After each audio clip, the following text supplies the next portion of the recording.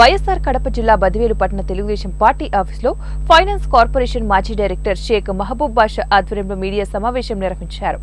ఈ సమావేశానికి మాజీ ఎమ్మెల్యే విజయమ్మ హాజరయ్యారు.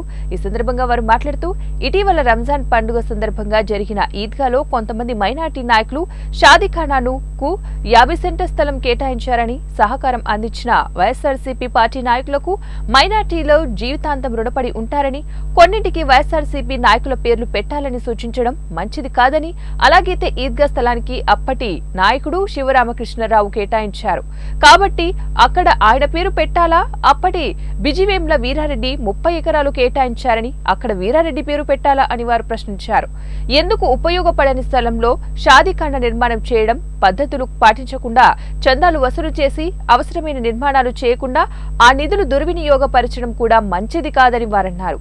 మైనార్టీలందరూ కూడా ఐక్యంగా ఉండాలని ఎమ్మెల్యే విజయమ్మ, యువ నాయకుడు రితీష్ కుమార్ రెడ్డి ఆధ్వర్యంలో అభ్యర్థి బొజ్జ రోషన్ను గెలిపించుకోవాలని ముస్లింలకు పిలుపునిచ్చారు.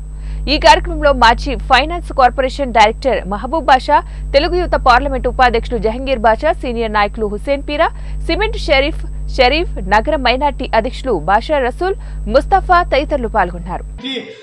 మా రుణం తీసుకోమని చెప్పి ఎక్కడ అడిగిన సందర్భాలు లేవు. స్వచ్ఛందంగా బిగ్ బాస్ అన్న చెప్పినట్లు ఏ రోజు కూడా ముస్లిం మైనార్టీలు విజయమ్మ గారు కానివ్వండి, వీరారెడ్డి గారు కానివ్వండి ఎంతో లబ్ధి పొందినారు. ఆయన ముస్లిం కుటుంబాలకు ఎన్నో మేలు చేసినారు. దాదాపు ఈరోజు 30 సెంట్లు మమ్మల్ని కాలంటే కోట్లలో ఉంది. కానీ ఏ రోజు కూడా మేడం గారు కానీ ఎవరైనా కానీ 30 ఎకరాలు స్థలం ఇచ్చినా కూడా కొన్ని కోట్ల రూపాయలైనా కూడా ఈ రోజు కూడా ఎక్కడ చెప్పుకోవడం లేదు. మైనార్టీస్కు ఏమన్నా ఉంటే సాయం చేస్తామనే కానీ వాళ్ళని కూర్చోబెట్టి ప్రెస్ మీట్లు ఇవ్వండి అని ఏ రోజు కూడా మాకు పార్టీ తరంగా ఎక్కడెక్కడ చెప్పలేరు. కాబట్టి ఆ ముస్లిం మైనార్టీ సోదరులందరూ ఈ రోజు నుంచి ఆ చందా అనేది ఏమని ఇచ్చినామో దాన్ని అంతా రిసీవ్ తీసుకుంటాం. వెల్ఫేర్ ఆఫీస్ వాళ్ళు చేసుకుంటారు, ఫౌండేషన్ వేసుకుంటారో ఏం చేసుకుంటారో వాళ్ళ ఇష్టం. జూన్ 4 తర్వాత గారు మైనార్టీలు కావాలంటే అప్పుడు వారికి ఇస్తారు. దీంట్లో మాకేం సంబంధం ఉండదు. మీరు మా మైనార్టీ సోదరులకు తప్పుడు దారి చూపించి తప్పుడు మాటలు చెప్పి ఇలా చేయడం మంచిది కాదు. ఇంకొకటి, ఆ 50 సెంట్లు స్థలము ఇచ్చినందుకు బద్వేలు మొత్తం మైనార్టీలు ఆయనకు జీవితాంతం రుణపడి ఉండాలా. తరతరాలు ఎందుకు రుణపడి ఉండాలి? తరతరాలు ఎందుకు ఉండాలా? తరతరాలు 50 సెంట్ల కోసమే. మళ్ళీ 50 సెంట్ల కోసం ఉంటే 30 ఎకరాలు ఏంటి? శివరామకృష్ణరావు గారు మరి చావుసన్ కాలనీ ఇచ్చిండు, మళ్ళీ ఆయనకెంత రుణపడి ఉండాలా?